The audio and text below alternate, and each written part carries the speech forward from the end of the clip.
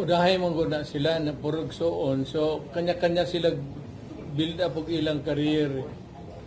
Dili po kung papakita o pabor. Pasagdan ako sila. O kinsa to'y gawas. May mga, si Alexander the Great, gipangutana siya, himatyo na siya, to whom do you leave your kingdom? Ang tubag ni Alexander the Great, to the strongest soldier. Muna niya.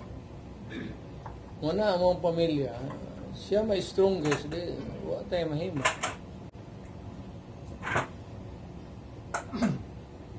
Pero di ba imo siyang favorite? Babae. Oo. Pero ang di na mo makontrol ang prinsipyo. Pagkadako na ba nga, na siya ay iyang panglantaw nga ingon ani. Lahi pod sa imo. Di na nimo na di mada paglisod na ka. Yung nagkaroon na siya ng sarili niyang set of values, may mga prinsipyo na siya na sinusundan niya sa buhay. Hindi mo naman. That's dapat di alpha. Oh. Siya alpha. Kanan do ka laki wala. Basta ka na si Inday mo tindog hilom na tanan. Hilom gina tanan. Dili kasi ko gina down ako mga laki. Basta mo taas na iyang tingog. Wala. Dili kay sa ingon nga una para mo may samok. Patulan ko pa kanang patulan ako akong anak mag-away mo. Hilom lang. Yan. Saman, sumot to dayon. Kani, sige, okay lang. Bahala ka sa buhay mo. Di pag kumahilabot. Pero siyempre, anak din mo, suportahan din mo. Anak yun.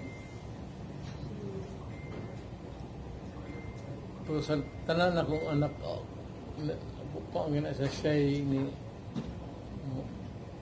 Nakaki-advise saya mayor kanang hitabo siya karon sa House of Representatives sa kanang iyahang hearing kung ginaon sa siya para sa mga congressman. Nakay-advise, dapat kay gatang na advice saya.